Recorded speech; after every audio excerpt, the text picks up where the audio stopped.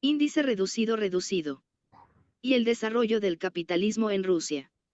27 a 64 Capítulo primero Errores teóricos de los economistas populistas 65 a 194 Capítulo segundo. Diferenciación del campesinado. 197 a 261 Capítulo tercero. Paso de los propietarios de tierra de la economía basada en la prestación personal a la capitalista 262 a 344 Capítulo cuarto. El incremento de la agricultura comercial 345 a 397 Capítulo quinto. Las primeras fases del capitalismo en la industria 398 a 467 Capítulo sexto. La manufactura capitalista y el trabajo capitalista a domicilio 469 a 564 Capítulo séptimo. El desarrollo de la gran industria maquinizada 565 a 620 Capítulo octavo. Formación del mercado interior. Anexos. 621 a 645 Una crítica no crítica. Con motivo del artículo del señor Peskvortsov. El fetichismo mercantil en Naujnoe Obozrenie, número 12 de 1899, 645 Índice completo. Prólogos. El desarrollo del capitalismo en Rusia. Proceso de la formación del mercado interior para la gran industria 1. 1896 a 1899. 1. El libro de V. I. Lenin El desarrollo del capitalismo en Rusia es fruto de una ingente labor de investigación, que duró más de 3 años. Lenin lo empezó en la cárcel, poco después de ser detenido a causa de la Unión de Lucha por la Emancipación de la Clase Obrera, de Petersburgo, y lo terminó en el destierro, en la aldea de Susenskoe, Siberia. Pero comenzó a reunir datos y documentos para el libro mucho antes de escribirlo. En la primera carta, enviada, desde la cárcel el 2 de enero de 1896, Lenin dice, tengo un plan que me atrae extraordinariamente desde que me detuvieron, y cada día más. Hace ya mucho que venía ocupándome de un problema económico, la venta de mercancías de la industria transformativa dentro del país. Había reunido algunas publicaciones, trazado el plan de su elaboración e incluso escrito algo, con el propósito de editar mi trabajo en forma de libro si rebasaba el volumen de un artículo. No quisiera en modo alguno abandonar este trabajo, pero ahora, por lo visto, habrá que optar, escribirlo aquí o renunciar por completo. Al abordar el trabajo sobre el desarrollo del capitalismo en Rusia, Lenin tenía en cuenta que el libro requeriría una labor de investigación grande y minuciosa, el estudio y elaboración de inmenso material fáctico. Bosquejando un plano esquema del futuro libro, Lenin decía en la misma carta, la lista de libros está dividida en las dos partes en que se divide también mi obra. Aparte teórica general. Requiere menos libros, por lo que, en todo caso, confío en escribirla, pero exige un mayor trabajo preparatorio. De aplicación de las tesis teóricas a la realidad de Rusia. Esta parte requiere muchísimos libros. Ofrecen la dificultad principal, 1. Las publicaciones de los semsvos. Cierto que tengo parte de ellas, otra parte podrá encargarse, las monografías pequeñas, y otra podrá conseguirse a través de estadísticos conocidos. 2. Publicaciones del gobierno, trabajos de comisiones, informes y actas de congresos, etc. Esto es importante, será más difícil conseguirlas. Hay algunas en la biblioteca de la SEL, Sociedad Económica Libre Ed. Creo que incluso la mayoría. Hay Ulianova Elizarova, hermana de Lenin, relata en sus memorias cómo trabajaba él en la cárcel preparando el libro. Decidió utilizar las bibliotecas de Petersburgo a fin de conseguir materiales para el trabajo que se había propuesto y que, como él sabía, sería imposible lograr en el destierro. Y se puso a trabajar intensamente, estudiando en la cárcel una infinidad de documentos y haciendo una infinidad de extractos. Le llevé montones de libros de las bibliotecas de la Sociedad Económica Libre, de la Academia de Ciencias y de otras instituciones científicas. Lenin no interrumpió el trabajo relacionado con el libro ni siquiera cuando se dirigía al lugar del destierro. En una carta fechada el 15 de marzo de 1897 comunicaba que por el camino había repasado y se proponía expedir desde Krasnoyarsk libros tomados por un corto plazo. Durante su parada en Krasnoyarsk, estudió libros y revistas que encontró en la biblioteca particular del negociante Yuden y en la biblioteca de la ciudad. En el destierro, Lenin continuó trabajando intensamente en el desarrollo del capitalismo en Rusia. En cuanto llegó al lugar del destierro se preocupó por conseguir y que se le enviaran los libros que necesitaba. Habla reiteradamente de ello en las cartas a los familiares y conocidos. Desde el otoño de 1897, Lenin recibió regularmente los materiales necesarios y empezó a estudiar nuevos documentos, sobre todo numerosas recopilaciones estadísticas. Cuando N.K. Krupskaya fue trasladada de Ufa para cumplir el destierro en Susensko en la primavera de 1898, le llevó muchos libros. En 3 años de trabajo en el desarrollo del capitalismo en Rusia, Lenin estudió y aprovechó con espíritu crítico todas las publicaciones dedicadas a la economía de Rusia. En el libro se mencionan y citan más de 500 trabajos diversos, libros, recopilaciones, investigaciones, ensayos y artículos. En realidad, la literatura estudiada y utilizada por Lenin, pero no incluida en la enumeración, fue muchas veces mayor. Sin embargo, incluso esta enumeración da una idea del colosal trabajo que realizó durante el estudio del desarrollo del capitalismo ruso. El borrador de El desarrollo del capitalismo en Rusia quedó terminado en agosto de 1898. Pero Lenin continuó trabajando intensamente en el libro. La redacción definitiva del manuscrito exigió bastante tiempo. El manuscrito quedó terminado a fines de enero de 1899. Lenin prestó gran atención a las observaciones de los camaradas y familiares que leyeron en manuscrito El desarrollo del capitalismo en Rusia. Cada capítulo del libro fue recopilado por separado en un pequeño cuaderno, que leyeron y discutieron, además de N.K. Krupskaya, otros socialdemócratas desterrados en la comarca de Minusinsk. Fuimos, por decirlo así, los primeros lectores de El desarrollo del capitalismo en Rusia, recuerda G.M. Krasisanovsky, desterrado entonces no lejos de Susenskoe. Leíamos detenidamente lo que se nos enviaba y lo devolvíamos con nuestras observaciones a Vladimir Ilich. Él tenía muy en cuenta las observaciones de este tipo. El desarrollo del capitalismo en Rusia vio la luz a fines de marzo de 1899, figurando su autor con el seudónimo de Vladimir Ilin. La tirada 2.400 ejemplares. Se agotó con gran rapidez. El libro se difundió principalmente en los medios intelectuales socialdemócratas, entre la juventud estudiantil y, a través de los propagandistas, en los círculos obreros. La prensa burguesa intentó silenciar la obra científica de Lenin. Únicamente en el otoño de 1899 aparecieron las primeras reseñas.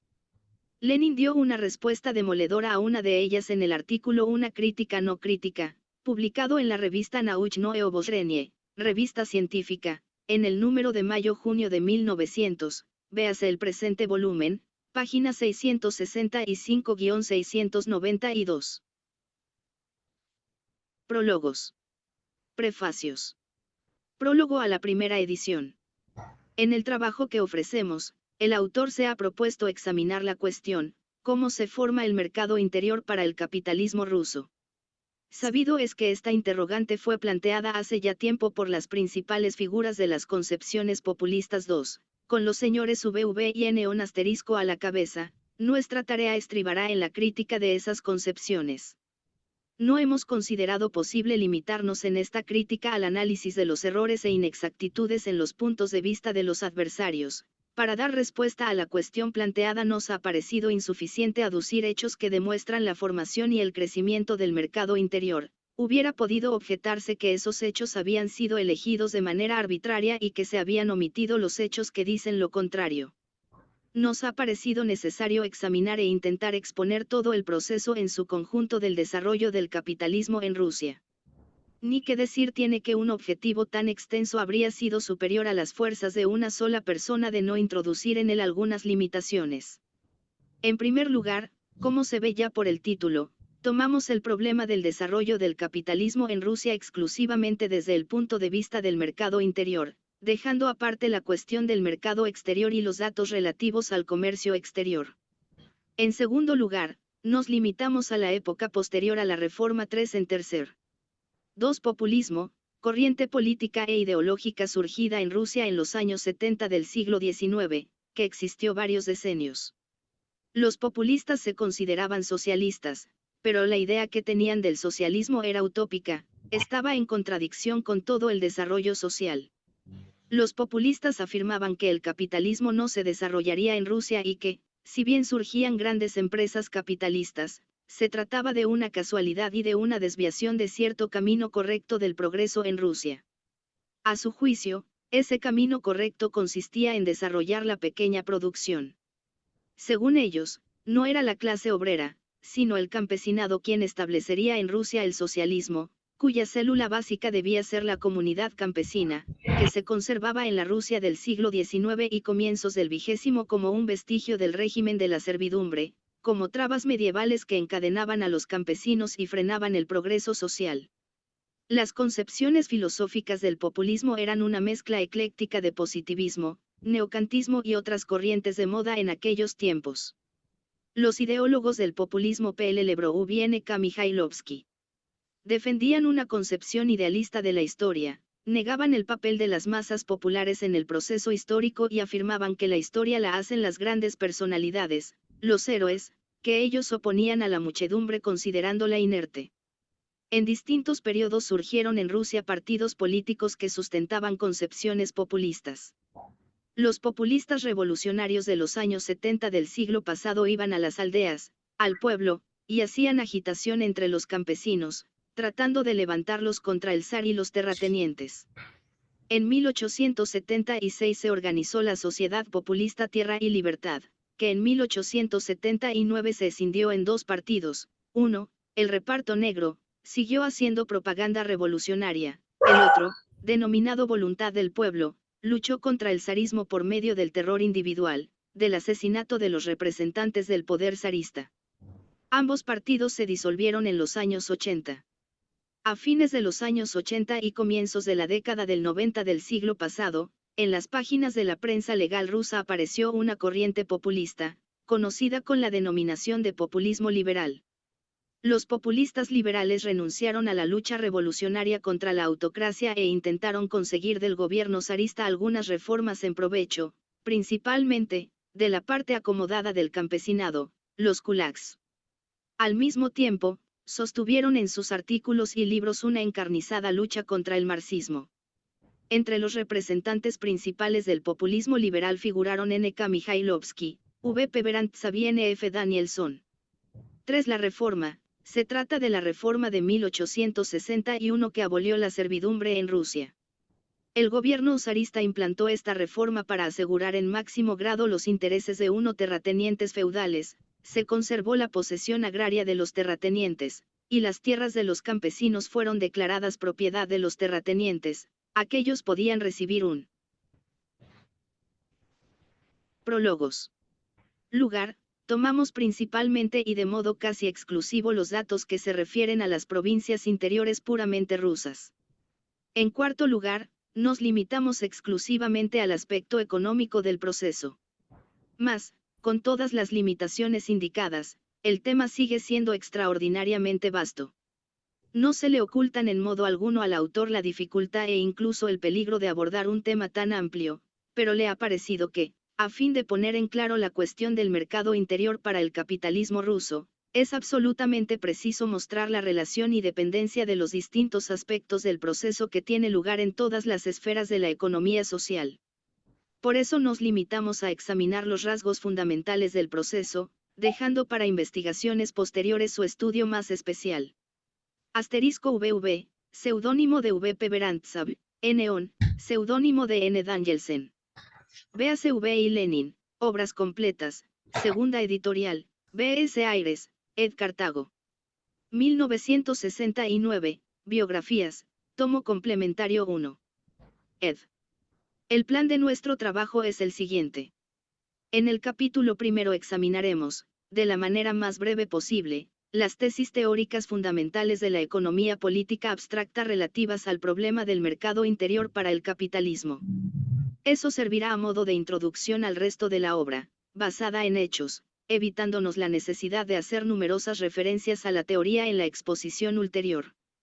En los 3 capítulos siguientes trataremos de dar los rasgos distintivos de la evolución capitalista de la agricultura en la Rusia posterior a la reforma. En el capítulo segundo se examinarán los datos estadísticos de los Semsbos, relativos a la diferenciación del campesinado. En el tercer, los datos referentes al estado de transición de la economía terrateniente, al cambio del sistema de prestación personal de esta economía por el capitalista. Y en el cuarto, los datos correspondientes a los modos en que se produce la formación de la agricultura comercial y capitalista.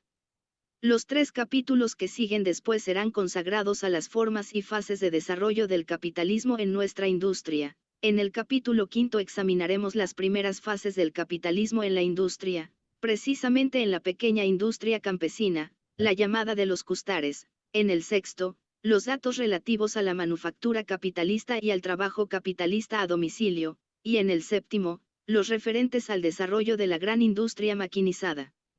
En el último capítulo, el octavo, intentaremos mostrar la relación existente entre los distintos aspectos del proceso expuestos más arriba y ofrecer un cuadro general de ese proceso. Nadiel, parcela, cuyas dimensiones fijaba la ley, y, además, debían contar con el consentimiento del terrateniente, por medio de un rescate. Los campesinos quedaban en dependencia temporal durante varios años, es decir, seguían sujetos a diversas cargas, tributos o prestación personal, en favor del terrateniente. Más de la tierra que usufructuaban los campesinos bajo el régimen de la servidumbre les fue arrebatada en favor de los terratenientes al efectuar la reforma. Estas tierras arrebatadas o recortes, como las llamaban, eran la parte mejor de las parcelas campesinas, prados, abrevaderos, pastos, etc., sin los cuales los campesinos no podían dedicarse a una actividad agrícola independiente. Según cálculos aproximados, después de la reforma los nobles tenían 71.500.000 desiatinas de tierras, y los campesinos, 33.700.000. En total, según la reforma de 1861, se libró a 22.500.000 campesinos, siervos de terratenientes. El rescate que los campesinos debían pagar al gobierno zarista, el gobierno abonó a los terratenientes el dinero que les correspondía por la operación del rescate, era una verdadera expoliación de los campesinos en favor de la clase terrateniente. Para amortizar la deuda de los campesinos se les concedió una prórroga de 49 años, al 6% de interés anual. Los atrasos en el pago del rescate, pesada carga sobre la hacienda campesina, aumentaban año tras año.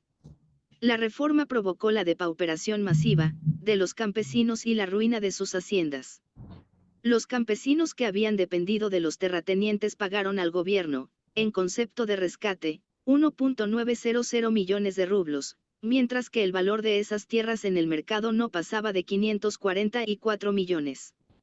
En la práctica, los campesinos fueron obligados a pagar no solo por la tierra, sino también por su libertad personal. La reforma de 1861 fue un paso en el camino de la transformación de Rusia en una monarquía burguesa. Pero el viejo sistema de pago en trabajo solo fue socavado y no destruido. Lenin calificó la reforma de 1861 como el primer acto de violencia masiva contra el campesinado, en beneficio de capitalismo naciente en la agricultura, que desbrozaba el campo por los terratenientes para el capitalismo. Prólogos. PS lamentándolo en grado sumo, no hemos podido utilizar para la presente obra el magnífico análisis del desarrollo de la agricultura en la sociedad capitalista dado por Kautsky en su libro Die Agrarfrage, Stuttgart, Dietz, 1899, Iabn. Die Entwicklung der Landwirtschaft in der kapitalistischen Gesellschaft asterisco. La cuestión agraria, Stuttgart, Dietz, 1899, apartado I, Desarrollo de la agricultura en la sociedad capitalista, ed. 13. Este libro, llegado a nuestras manos cuando gran parte de la presente obra estaba ya compuesta, es la más notable de las publicaciones de economía contemporáneas después del tercer tomo de El Capital 4.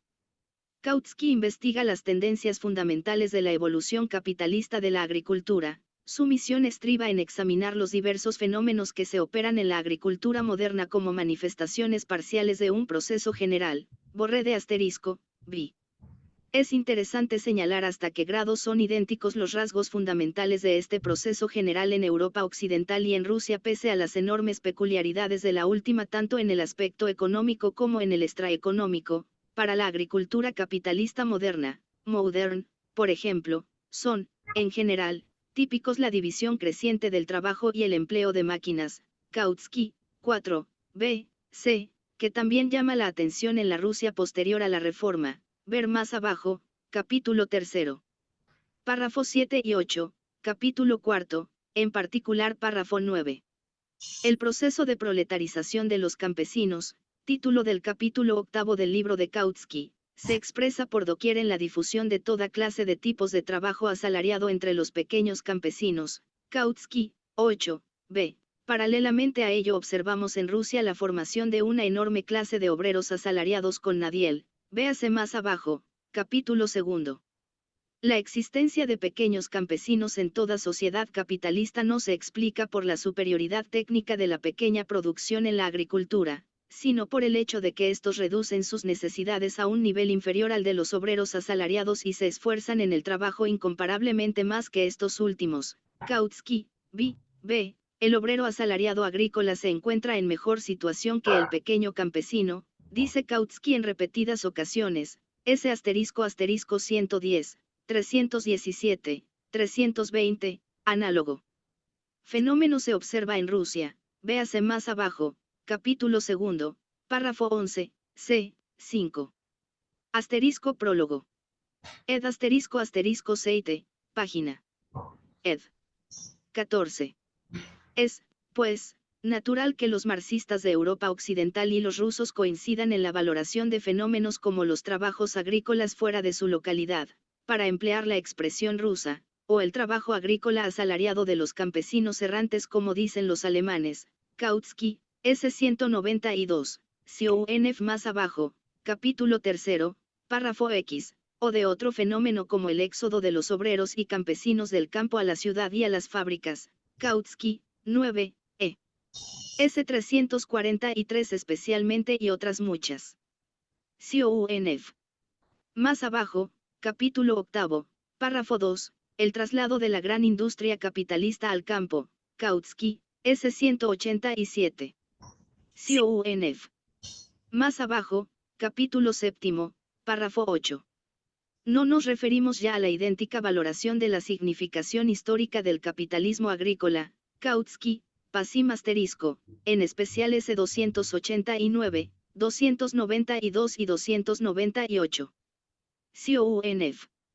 Más abajo, capítulo 4, párrafo 9, al idéntico reconocimiento del carácter progresista de las relaciones capitalistas en la agricultura con respecto a las precapitalistas. Kautsky, S382, la sustitución de Sgesindes.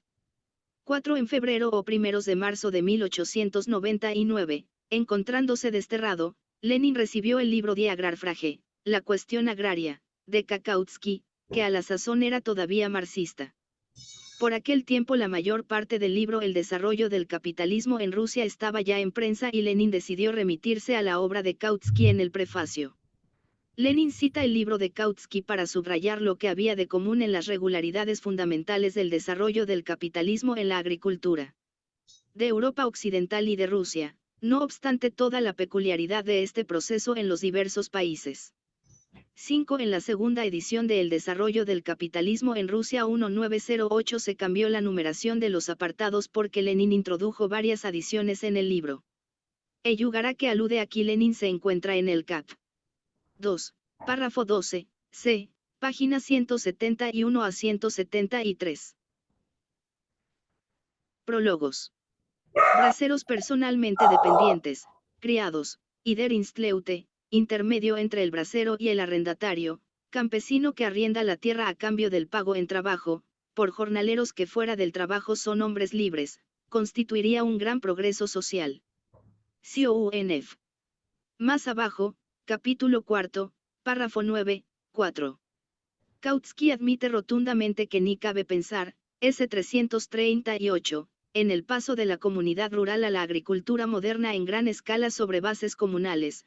que los agrónomos que en Europa Occidental piden el reforzamiento y desarrollo de la comunidad no son en modo alguno socialistas, sino representantes de los intereses de los grandes terratenientes, deseosos de sujetar a los obreros con la entrega en usufructo de pequeñas parcelas, S-334, que en todos los países europeos los representantes de los intereses de los terratenientes desean mantener sujetos a los obreros agrícolas dotándoles de tierras e intentan introducir en la legislación las medidas correspondientes, S-162, que hay que luchar de la manera más resuelta, S-181, contra todos los intentos de ayudar a los pequeños campesinos implantando las industrias domésticas, Hausindustrie, la peor especie de explotación capitalista.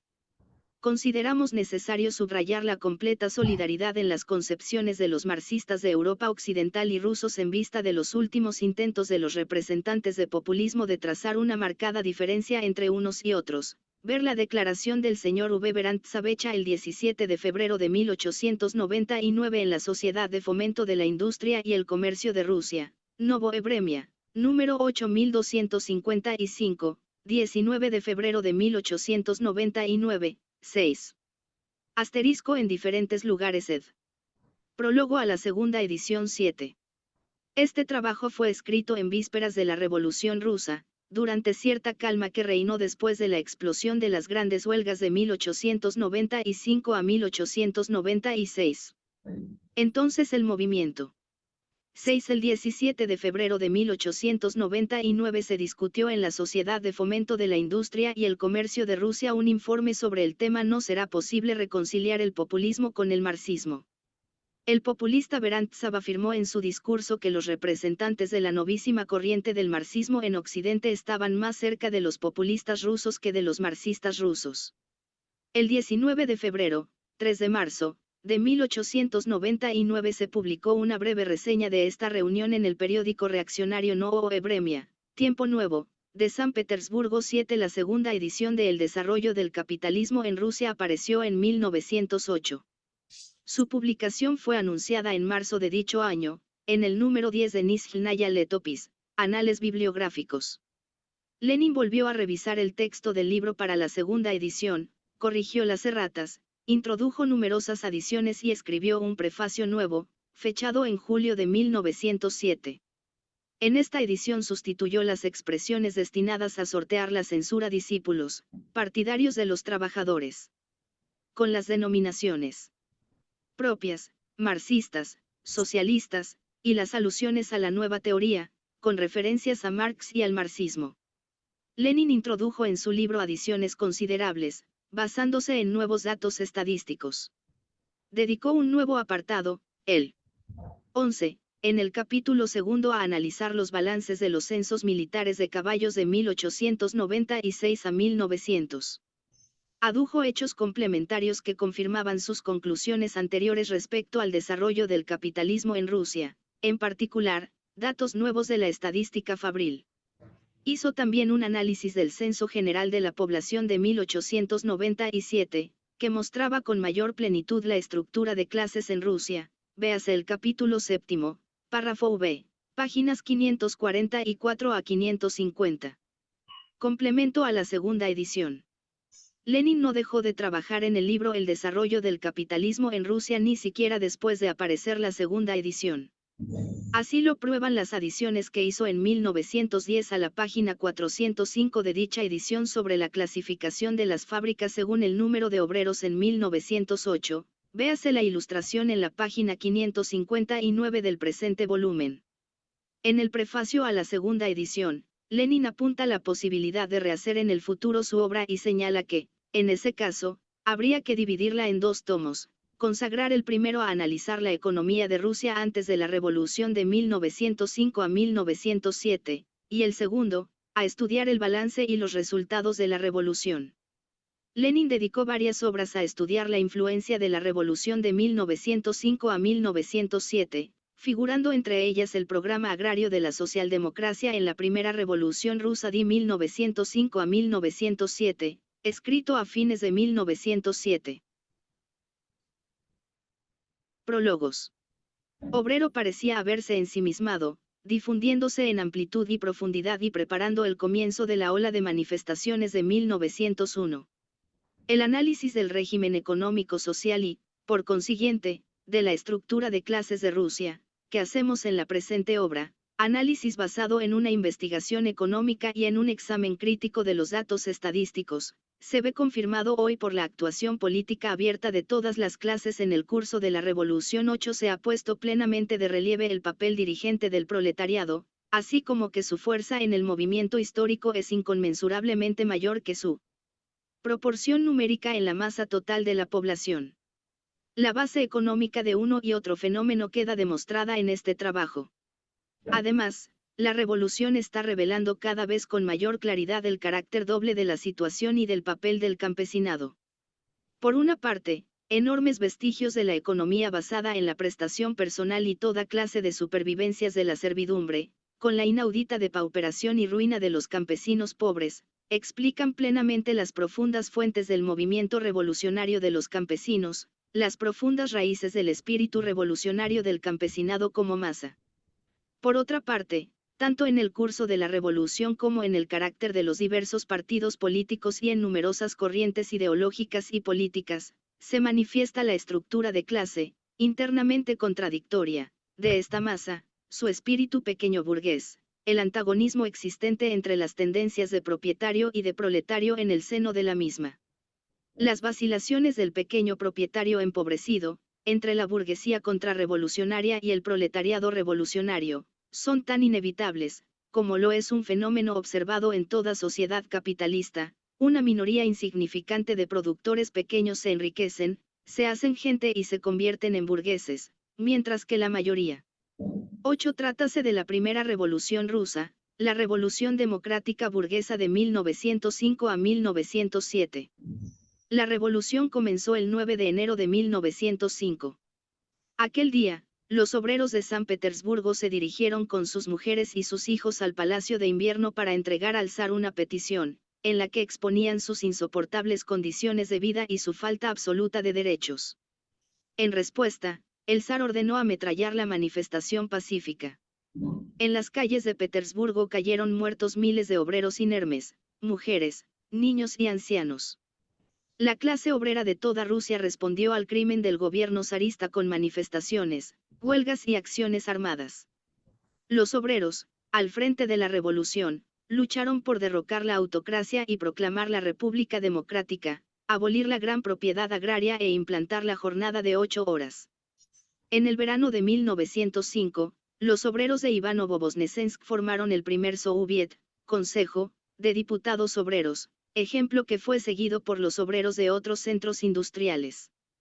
Los campesinos se sumaron a la lucha contra el régimen zarista terrateniente, exigiendo que se entregara al pueblo la tierra de los latifundistas. En junio de 1905 se sublevó la tripulación del acorazado Potiomkin, que formaba parte de la escuadra del Mar Negro. En octubre de 1905 se declaró la huelga general política en toda Rusia. En el inmenso país cesó el trabajo en fábricas y empresas y quedaron paralizados todos los ferrocarriles. La huelga patentizó la gran fuerza de la clase obrera. El 17 de octubre, el zar se vio obligado a publicar un manifiesto, en el que prometía promulgar una constitución en Rusia y otorgar la libertad de expresión, de reunión, de imprenta, etc. Pero las promesas del zar fueron un engaño y quedaron sin cumplir. En diciembre del mismo año, comenzó en Moscú la insurrección armada. Los obreros de las fábricas moscovitas, encabezados por los socialdemócratas bolcheviques de la ciudad, se batieron heroicamente en las barricadas durante 9 días contra las tropas zaristas, dotadas de artillería. Solo la llegada de unidades militares de San Petersburgo permitió al gobierno vencer a los obreros. En 1906 participaron en las huelgas más de 1 millón de obreros. En el primer semestre de dicho año, el movimiento campesino abarcó a más de la mitad de los distritos. El gobierno zarista reprimió salvajemente el movimiento revolucionario. En todos los grandes centros industriales y en las zonas de levantamientos campesinos, las expediciones punitivas cometieron ferocidades inauditas, asesinando a muchos miles de obreros y campesinos. La primera revolución rusa fue derrotada, pero tuvo magna importancia histórica. para las masas populares de la Rusia zarista fue, como dijera Lenin, un ensayo general, sin el cual habría sido imposible la victoria de la clase obrera en octubre de 1917. La Revolución Rusa de 1905 a 1907 ejerció gran influencia en el desarrollo del movimiento revolucionario en Asia, en Persia, Turquía, China, India y otros países. Prólogos. Aplastante se arruina por completo y se convierte en obreros asalariados o en depauperados, o lleva una vida que raya siempre en la situación de proletarios. La base económica de ambas tendencias en el seno del campesinado queda demostrada en la presente obra. 20. Partiendo de esta base económica, se comprende que la revolución en Rusia es, inevitablemente, una revolución burguesa. Esta tesis marxista es absolutamente irrefutable. No se la debe olvidar jamás. Siempre hay que aplicarla al análisis de todas las cuestiones económicas y políticas de la Revolución Rusa. Pero es necesario saber aplicarla. El análisis concreto de la situación y de los intereses de las diversas clases debe servir para determinar el significado exacto de esta máxima al ser aplicada a tal o cual cuestión. Mientras que el método inverso de razonar, que observamos no pocas veces entre los socialdemócratas del ala derecha, encabezados por Plejánov, es decir, la aspiración de hallar respuestas a las cuestiones concretas en el simple desarrollo lógico de la máxima general sobre el carácter fundamental de nuestra Revolución 9 es un envilecimiento del marxismo y una mera burla del materialismo dialéctico. De gentes semejantes, quienes, por ejemplo, sacan la conclusión del papel dirigente de la burguesía en la revolución o de la necesidad de que los socialistas apoyen a los liberales, partiendo de la verdad general relativa al carácter de esta revolución, de gentes así, Marx repetiría probablemente la cita de Heine mencionada ya por él en otra ocasión: sembré dragones y he cosechado pulgas 10. Sobre la base económica concreta de la Revolución Rusa, son objetivamente posibles dos caminos fundamentales de su desarrollo y desenlace. O bien la vieja hacienda terrateniente, ligada por millares de lazos al derecho de servidumbre, se conserva, transformándose lentamente en una hacienda puramente capitalista, de tipo Yanker 11. En este caso, la base del tránsito definitivo del sistema de pago en trabajo al capitalismo es la transformación interna de la hacienda terrateniente basada en la servidumbre, y todo el régimen agrario del Estado, al transformarse en capitalista, conserva aún por mucho tiempo los rasgos de la servidumbre. 21. O bien la revolución rompe la vieja hacienda terrateniente, destruyendo todos los restos de la servidumbre y, en primer término, la gran propiedad. La base del tránsito definitivo del sistema de pago en trabajo al capitalismo es el libre desarrollo de la pequeña hacienda campesina, que recibe un enorme impulso gracias a la expropiación de las fincas de los terratenientes a favor de los campesinos, y todo el régimen agrario se transforma en capitalista, puesto que la diferenciación del campesinado se realiza con tanta mayor. 9. Se alude a la posición de los mencheviques, ala oportunista de la socialdemocracia rusa, respecto al carácter de la revolución de 1905 a 1907. Por su carácter, esta revolución era burguesa, ya que su objetivo consistía en suprimir los numerosos vestigios del medievo y de la servidumbre en el régimen económico y político de Rusia y desbrozar el camino para el más rápido desarrollo del capitalismo en el país. Pero de esta justa e irrefutable tesis, los mencheviques sacaban la errónea conclusión de que la fuerza dirigente, hegemónica, de la revolución debía ser la burguesía. En realidad, la fuerza hegemónica de la revolución democrática burguesa de 1905 a 1907 fue la clase obrera de Rusia, en aquellos tiempos ya suficientemente numerosa, unida y revolucionaria para poder encabezar el movimiento revolucionario. Lenin critica con detalle las opiniones erróneas de los mencheviques acerca de esta cuestión en su obra Dos tácticas de la socialdemocracia en la revolución democrática.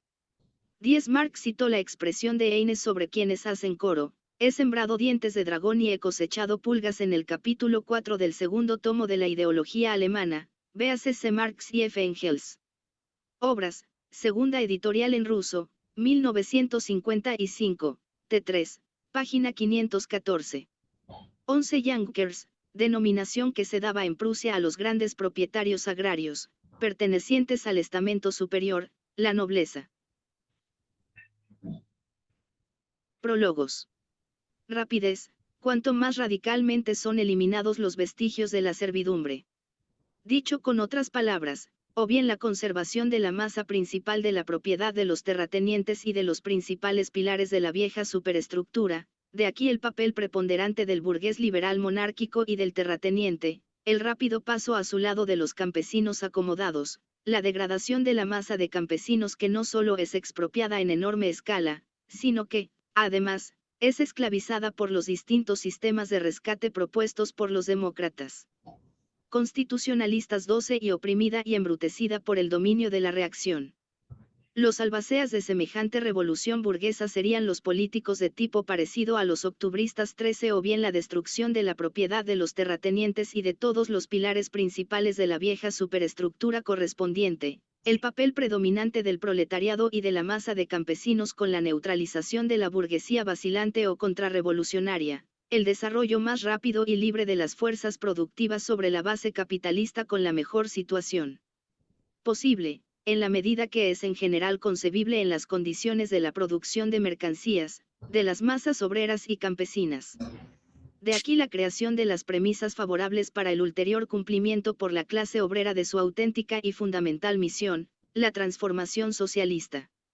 Naturalmente, son posibles las más variadas combinaciones de los elementos de tal o cual tipo de evolución capitalista, y solo unos pedantes incorregibles pretenderían resolver las cuestiones peculiares y complicadas, que surgen en tales casos, únicamente por medio de citas de alguna que otra opinión de Marx referente a una época histórica distinta. 22. El trabajo que ofrecemos a la atención del lector está dedicado al análisis de la economía prerrevolucionaria de Rusia. En una época revolucionaria el país vive una vida tan rauda y agitada que es imposible determinar, en lo más álgido de la lucha política, los grandes resultados de la evolución económica. Por una parte, los Stolypin y, por otra, los liberales, y no solamente, en modo alguno, los demócratas constitucionalistas a lo Struve, sino todos los demócratas constitucionalistas en general, trabajan sistemática, tenaz y consecuentemente para que la revolución llegue a su término siguiendo el primero de los cauces trazados. El golpe de Estado del 3 de junio de 1907, por el que acabamos de pasar, significa una victoria de la contrarrevolución que trata de asegurarla completa. 12 demócratas constitucionalistas, en ruso, para abreviar se les llamaba cadetes, por las iniciales de este partido, K, Konstitucionno, D, Democraticheskaya afiliados al Partido Demócrata Constitucionalista, partido principal de la burguesía imperialista en la Rusia zarista. Se fundó en octubre de 1905 con elementos de la burguesía liberal monárquica, terratenientes liberales e intelectuales burgueses que se encubrían con falsas frases democráticas para ganarse al campesinado. Los demócratas constitucionalistas propugnaban la conservación del régimen monárquico, consideraban su principal objetivo la lucha contra el movimiento revolucionario y aspiraban a que el zar y los terratenientes feudales compartieran con ellos el poder. Su programa agrario admitía la posibilidad de que fuese enajenada una parte de las tierras de los latifundistas para entregársela a los campesinos mediante rescate, como resultado de lo cual estos últimos deberían pagar por la tierra precios exorbitantes. Durante la Primera Guerra Mundial, 1914 a 1918, los demócratas constitucionalistas apoyaron activamente la política exterior anexionista del gobierno del zar. En la Revolución Democrática Burguesa de febrero de 1917 trataron de salvar la monarquía. Desde el gobierno provisional burgués, aplicaron una política antipopular, contrarrevolucionaria conveniente a los imperialistas franceses, ingleses y norteamericanos. Después de triunfar la Revolución Socialista de octubre de 1917, los demócratas constitucionalistas actuaron como enemigos irreconciliables del poder soviético y participaron en todas las acciones contrarrevolucionarias armadas y en las campañas de los intervencionistas extranjeros. 13 octubristas, o Unión del 17 de octubre, partido organizado en Rusia después de publicarse el manifiesto del 17 de octubre de 1905, en el que el zar, asustado por la revolución, prometió dar al pueblo las bases inconmovibles de las libertades cívicas. Este partido representaba y defendía los intereses de los grandes industriales y de los terratenientes que explotaban su hacienda con métodos capitalistas. Lo encabezaban Aiguchkov, conocido industrial y propietario de casas de Moscú, y M. V. Rodzianko, gran latifundista. Los octubristas apoyaban sin reservas la política interior y exterior del gobierno zarista, del que entraron a formar parte en el otoño de 1906. Prólogos. Preponderancia de los terratenientes en la llamada representación popular de Rusia 14. Pero cuán sólida será esta victoria es otra cuestión, ya que la lucha por el segundo desenlace de la revolución continúa. Con mayor o menor decisión, de modo más o menos consecuente y más o menos consciente, tienden a tal desenlace no solo el proletariado, sino también las vastas masas campesinas. La lucha directa de masas, por más que la contrarrevolución se empeñe en estrangularla mediante la violencia directa, por más que se empeñen los demócratas constitucionalistas en ahogarla mediante sus miserables e hipócritas ideuchas contrarrevolucionarias, se abre camino ya en otra parte pese a todo, imponiendo su sello a la política de los partidos del trabajo, de los partidos populistas, aunque las cumbres de los políticos pequeñoburgueses están indudablemente contaminadas. Sobre todo los socialistas populares 15 y los trudoviques 16, del espíritu demócrata constitucionalista de traición, de molchalinismo 17 y de suficiencia de filisteos o burócratas mesurados y meticulosos. Por ahora no es posible todavía prever en qué va a terminar esta lucha y cuál será el resultado definitivo de esta primera embestida de la Revolución rusa. Por lo mismo, no ha llegado aún la hora, además, mi trabajo inmediato de partido, como militante del movimiento obrero, no me deja tiempo libre, de reelaborar por completo esta obra asterisco. La segunda edición no puede ir más allá de una caracterización de la economía prerevolucionaria de Rusia. El autor se vio obligado a limitarse a revisar y corregir el texto, así como a completarlo con los nuevos materiales estadísticos más indispensables. Tales son los datos de los últimos censos de caballos, la estadística de las cosechas, los resultados. 14. Duma de Estado, institución representativa que el gobierno zarista se vio obligado a convocar a raíz de los acontecimientos revolucionarios de 1905. Formalmente, la Duma de Estado era un organismo legislativo, pero, en la práctica, carecía de todo poder efectivo. Las elecciones a la Duma no eran directas, ni iguales, ni generales. Los derechos electorales de las clases trabajadoras y de las naciones no rusas que poblaban Rusia hallábanse fuertemente restringidos, y una parte considerable de los obreros y campesinos carecían de todo derecho electoral. La primera Duma de Estado, abril-julio de 1906, y la segunda, febrero-junio de 1907, fueron disueltas por el gobierno zarista. El 3 de junio de 1907, el gobierno dio un golpe de Estado y promulgó una nueva ley electoral, que restringió aún más los derechos de los obreros, de los campesinos y de la pequeña burguesía urbana, y aseguró el dominio pleno del bloque reaccionario de los latifundistas y los grandes capitalistas en la tercera Duma de Estado. Infringiendo el manifiesto del 17 de octubre de 1905, el gobierno zarista abolió los derechos constitucionales, juzgó a los componentes de la minoría socialdemócrata de la Segunda Duma y los deportó condenados a trabajos forzados. 15 socialistas populares, miembros del Partido Socialista Popular del Trabajo, formado en 1906 con elementos separados del ala derecha del partido eserista. Los socialistas populares reflejaban los intereses de los kulaks, propugnaban la nacionalización parcial de la tierra de los latifundistas con indemnización y su distribución entre los campesinos de acuerdo con la llamada norma de trabajo. Eran partidarios del bloque con los demócratas constitucionalistas. Después de la Revolución Democrática Burguesa de febrero de 1917, el Partido Socialista Popular colaboró en el gobierno provisional burgués. Triunfante la Revolución Socialista de octubre, los socialistas populares participaron en complots contrarrevolucionarios y levantamientos armados contra el poder soviético. 16 trudoviques, Grupo del Trabajo, grupo de demócratas pequeñoburgueses en la Duma de Estado, formado en abril de 1906 por diputados campesinos e intelectuales de orientación populista. Los trudoviques reivindicaban la abolición de todas las restricciones estamentales y nacionales, la democratización de la administración de los emsbos y de las ciudades y el sufragio universal para las elecciones a la Duma de Estado.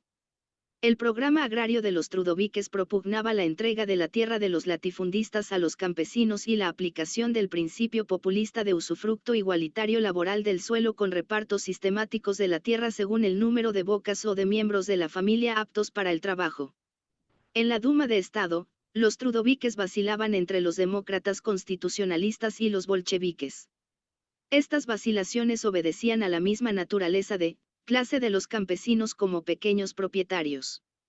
Pero, teniendo en cuenta que los trudoviques representaban a las masas campesinas, los bolcheviques seguían en la Duma la táctica de establecer acuerdos con ellos en cuestiones concretas para luchar en común contra los demócratas constitucionalistas y la autocracia zarista. En 1917, el Grupo del Trabajo se fusionó con el Partido Socialista Popular y apoyó activamente al gobierno provisional burgués. Después de la Revolución Socialista de Octubre, los trudoviques actuaron al lado de la contrarrevolución burguesa. 17. Molchalinismo, sinónimo de servilismo y adulación. Tiene su origen en el nombre de Molchalin, personaje de la comedia de A.S. Griboyedov, La desgracia de tener demasiado ingenio. Prólogos. Del censo de la población de Rusia, hecho en 1897, los nuevos datos de la estadística fabril, etc. Asterisco. Es posible que tal tarea exija continuar este trabajo, entonces habría que limitar el primer tomo al análisis de la economía prerevolucionaria de Rusia, dedicando el segundo tomo al estudio del balance y de los resultados de la revolución. El autor, Julio de 1907. Capítulo y errores teóricos de los economistas populistas. Teóricos de los economistas populistas. Capítulo y errores teóricos de los economistas populistas. 18. El mercado es una categoría de la economía mercantil que en su desarrollo se transforma en economía capitalista y que solo con esta última adquiere pleno dominio y difusión general. Por eso, para examinar las tesis teóricas fundamentales relativas al mercado interior, debemos partir de la economía